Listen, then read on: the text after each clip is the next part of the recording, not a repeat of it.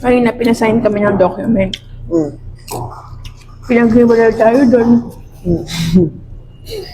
Kasi bumili kami ng property. Tapos, ang nakalagay kasi doon, married. So ngayon, bilang LGBT couple, hindi siya ina-acknowledge na kami ay magkaroon ng property.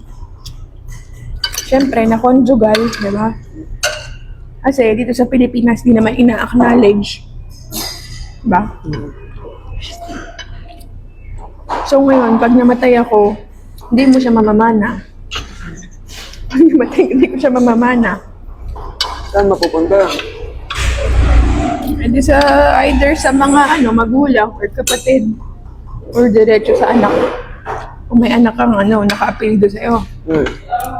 Yung mga limitasyon na syempre na hindi na ibibigay sa mga LGBT couple dito sa Pilipinas kasi wala pang civil union.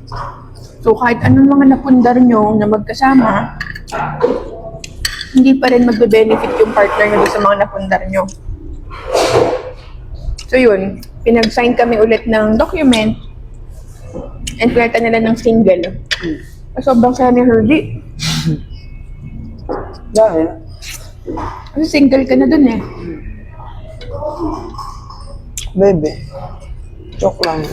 Kaya pag bumibili kami ng property, laging dalawa na lang. Parang ganun. Ay, hindi man problema.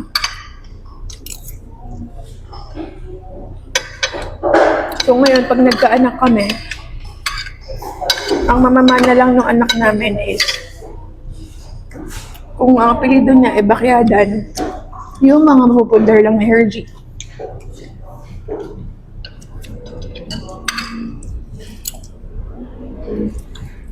Kaya maraming mga couples na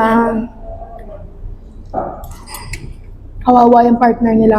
Kasi imagine mo, kung nagsama kayo 20 years, together, nagpundar kayo ng mga properties, ganyan. Marami kayo napundar together. Tapos kung namatay yung partner mo, hindi sa'yo mapupunta yun sa magulang. Kahit kayong dalawa yung naghirap. So ngayon, ano masasabi mo doon? Saan nakabutan pa natin? Ha? Saan nakabutan pa natin? Gusto mo tala?